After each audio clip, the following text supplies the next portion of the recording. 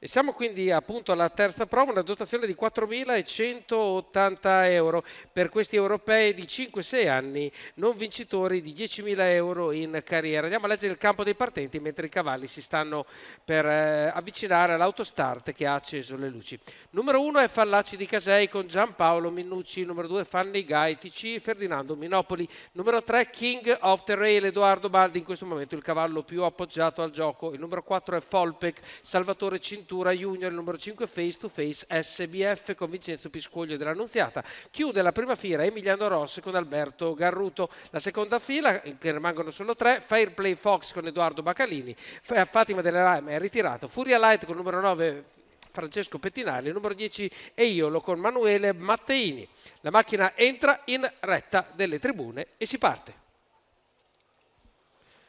Si chiudono le ali e davanti a tutti sfila King of the Rail come previsto. Folpec prova subito a parcheggiarsi in schiena e l'operazione sembra riuscire. Quindi quello che ci si aspettava al via è successo, il 3 davanti a tutti, il 4 è secondo e probabilmente la situazione rimarrà in questo modo per un po' di metri. Andiamo ai primi 200 che vengono passati in 15,3, quindi è già diminuita la velocità perché l'operazione importante era quella di sfilare in testa per Edoardo Baldi. Quindi abbiamo il 3, il 4 davanti a tutti e poi gli altri più o meno in linea, ma da fuori, da destra, arriva abbastanza convinta della sua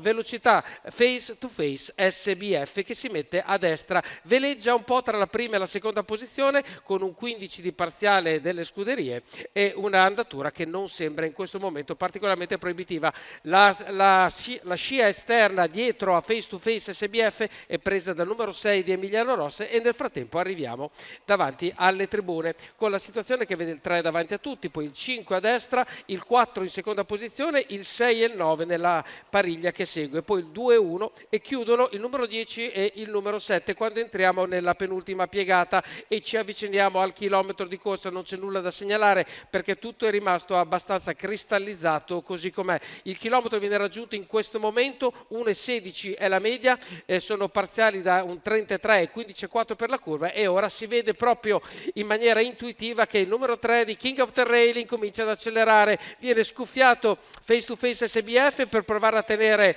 la bordata che viene imposta da King of the Rail, 14,5 davanti alle scuderie,